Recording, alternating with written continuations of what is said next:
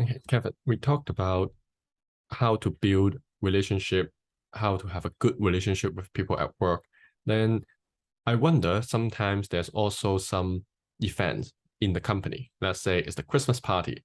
Let's say it's the annual gathering. So is there some tips on how to behave or how to handle this company social event? Let's say after work happy hours. Is there advice on what to do and what not to do in these circumstances? Sure. Um, let's talk about what to do first. So I would say, if you can, accept the invitation.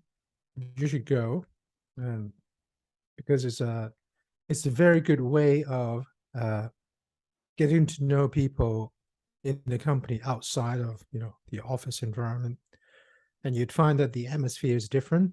Everybody's a bit more relaxed. You see more of a personal side of these people that you would otherwise not see, during a project call or some sort of a budget meeting. And this is when you actually build the personal side of the relationship. So it's very rare. Um, and so always try to capture that chance of doing that. So the things that you need to do is to make sure that one, you dress appropriately.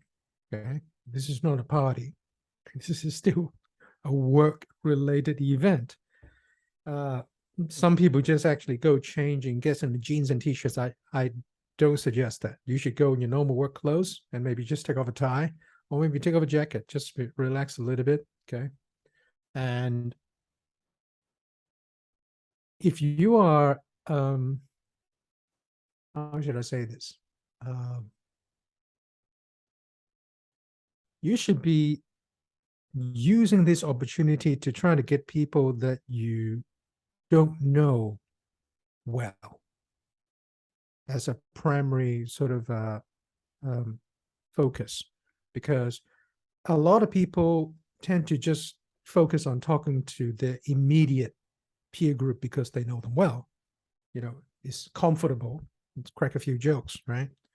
But really, the hidden opportunities are all in the people that you don't know, that you don't get a connection with. So, and I'm not saying to someone you just completely don't know, but let's say there's a level, right? From here, there are people you really know well, all the way up to here, that people you just completely don't know. But then within that range, there are people that you know, just not quite as well. Okay, you know who they are, you know their name, you've seen them, sometimes 3 or 4 times, sometimes 1 or 2 times, right? And they work in a department in which you will meet, once or twice a month. Okay, so I would focus my time on those first, because you want to use this opportunity to get closer to those groups, and the intention is just to manifest your own understanding of how other people work, who they are, and all of this are basically just going to be a lubricant in the machine. So imagine, this is an accountant, in finance, and that person is a compliance officer. You don't see them very often. Mostly when you have a problem, then they come to you, right? So imagine someone who comes to you always with bad news. You're not going to like them. They're not going to like you, okay? And here it is, an opportunity where it's not discussing business. I'm not here to check up on you. You haven't done anything wrong. And we can actually just be ourselves and get to know you when you're not wearing a police uniform, right? So to speak. And what a brilliant opportunity to get to know them. Oh, they're just normal people just like me. And so what happens then is, next time they come to have a meeting with you, rather than with a stone face, they have a smile. And you have a smile because you have a personal connection, and it changes everything. Maybe there's a beginning of some degree of trust, okay? That when they question you, you don't feel like you're being interrogated. You actually feels like a discussion, right?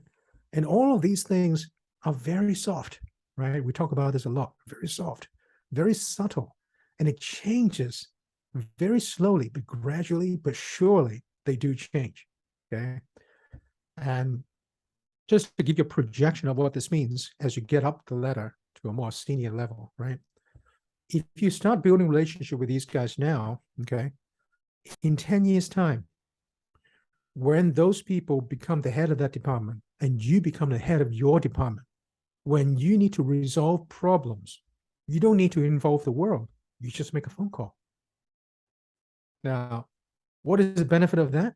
The benefit of that is we can actually turn something big into something small by having that trust. Because a department, let's say compliance or legal, is a matter of defending and protecting the company from risks, right? And if you're doing business, you're generating maybe some risks for the company. Now, if that legal person and compliance person do not know me, has no foundation of trust, they're going to make my life very difficult because everything they got to do by the books. I'm going to ask you 20 questions. These are my standards things. And whatever you got to give it to me, I need to see all the evidence. But if you have a relationship, it doesn't mean that I can lie to you, but it means that I have more flexibility for you. Maybe I don't have as tight a deadline. Maybe when you explain something to me, I don't ask 20 questions for everything. Okay. And all of that adds up to a more smoother way, again, just lubricants in the machine. Okay. So approach those people that you don't know as well. Definitely do that. Okay. And now let's talk about, maybe I'll just, talk about a mixture of these things because in my mind just comes to me. What not to do is do not drink beyond your capacity to be rational. Now, everyone's limit is different. Check on your own limit. If in doubt, be safe. Don't go beyond it. Don't try to test your own limit. Not in those circumstances. Okay? It is a very, very expensive thing to pay for the rest of your career in the company if you are under the influence of alcohol and you say something or did something that you later on regret because you cannot take it back. And you have no idea when you're under the influence of alcohol who you are doing it with or to. Could be a very senior person, could be an MD of an MD. Now, you might not get fired. It's not a sackable offense, but your reputation is going to be tarnished for a long time. Well, what does that mean? Promotion, pay rise, bonus, appraisal. There's a dark cloud all the time over the character of this person, integrity of this person, the professionalism of this person, all because you had one drink too many on that night. You enjoy yourself too much. If you really want to enjoy yourself, lock yourself at home with your friends and don't come out and buy yourself as many carton of drinks you want. Do whatever in your home, in your own private space. I don't care what you do. But the minute you go out with other people with your work, that's not the time to test your limit. So trust me on this. Okay? Do not. And even if you have a little bit of drink, okay, we tend to lose our inhibitions when we have a little bit of drink. We relax a little bit, okay? Our mouth get a little bit loose about the things we can say, okay? Now, what does that mean? You may be tempted to talk about other people behind their back. You may be tempted to feel a little bit friendly towards someone in the opposite sex, okay? Neither of which are good moves. Definitely not to gossip about somebody else, because this is the place where people gossip the most. It's almost a given that people gossip there. But if you join the party to gossip, immediately you put your name in the ring and you're going to be as dirty as those guys who are gossiping. And that means you make you no different. What does that mean for future? Well, it puts a dent on how trustworthy you are. Because if you work for me and you're in with a group of young people at your age, talk about their respective bosses, and they're talking very excitedly about how bad the boss is, you're almost in a competition to say who's got the worst boss, and then it's your turn, and you create something that makes me look like, Darth Vader, okay? And then it comes back to me. Now, just think about it. How would I feel about you? You might be just having some fun, right? You think, but I don't feel that way. And if I don't feel that way, whatever perception I have of you up to that point is going to be influenced by this one event that somebody told me something you said about me that night behind my back. Okay. So never ever talk about anyone behind their back in any circumstance, especially not in social drinks, social work environment. It's the worst place of all. There are people who observes, and there are people who participates, and there are people who provokes just to test you. Now, I don't know why they do that, just for fun or trying to see what you're made of, but there are those people. So they don't talk about it themselves. They ask you questions to trick you into talk about it. And then if you take the bait, you're done. Okay. And if you talk about someone else, only talk about that someone else if it's a good thing. And if you want to talk about someone else's good thing, make sure you have a solid example in your hand and not just saying, yeah, he's a good guy, good guy. That doesn't sound like genuine. And it's maybe someone is saying, oh, he's just, kissing up this behind, trying to smooth him up. So you want to be genuine. You appreciate certain quality about this person. So you want to be specific about the quality in which you're appreciative of or admire. And that's good. So talk about someone only in a positive way. So you can say, well, how can I get out of this, Kevin? Okay. Everybody's talking about it. I'm the only guy not talking about it. I feel like I'm weird. And they think that I'm trying to be, politically safe.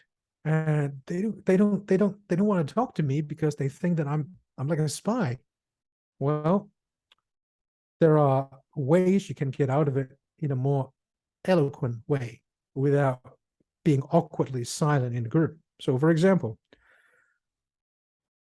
the conversations start to get around and people start to compare which boss is the worst boss. You're in the middle of it. You stay for a couple of minutes and then you finish your drink. And then you say, hey guys, I'm getting thirsty. I'll go get another drink. I'll come back to you. And then you just don't come back. They're not going to miss you. They're having too much fun by themselves. And then you will be safely evacuated from the danger land of the gossip. Okay. Or you want to go to the toilet, or you want to say hello to a friend somewhere else. Okay.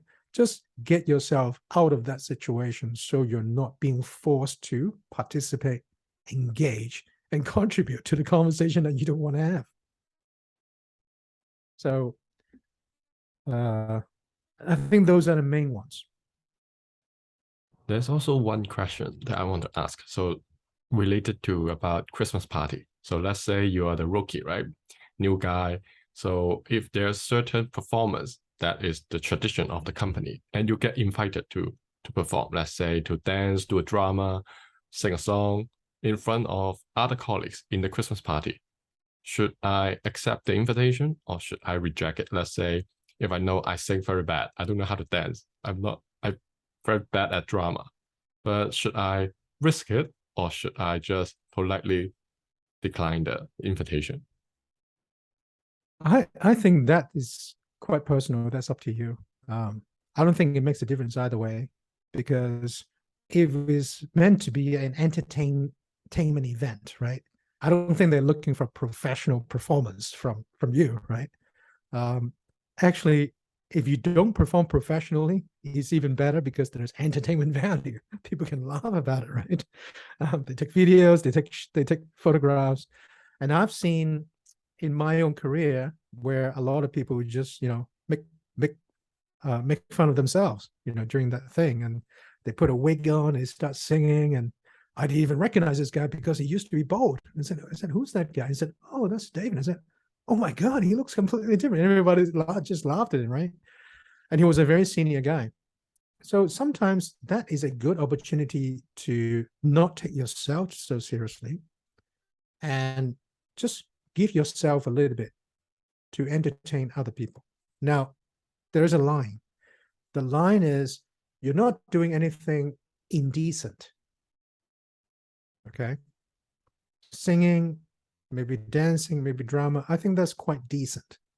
You're not like nothing controversial, or you're not exposing body parts and stuff like that. So I think those are quite safe. And if it's a company thing you're doing with other people, if it's a solo event, then it's up to you. If you think you want to, you're quite good at it and you just want to entertain people, fine. But if you're not very good and you've been asked to do solo, maybe you'll think about it, right? But people just generally think that you're a good sport if you just are able to put yourself down and not take yourself seriously. I think generally is a good thing, and it kind of trains you up to be less conscious about your own self-image, and you get noticed and get famous very quickly because everybody knows on stage, oh, you're the one who's singing. Oh yeah, I know about that, right? And a guy like me with this haircut, everybody knows me, and I have problem remembering all the people that I've met because they're not as easily recognizable as me, right? So I have my own challenges. I met so many people, and they're all saying, hi, Kevin, and I'm thinking, okay, oh my God, I forgot his name. It's like my most embarrassing moments. So, yeah. So is there other thoughts you want to add for this question? No, I think I talked a lot about it. So. Yeah. Thanks, Kevin. Yeah. Thanks.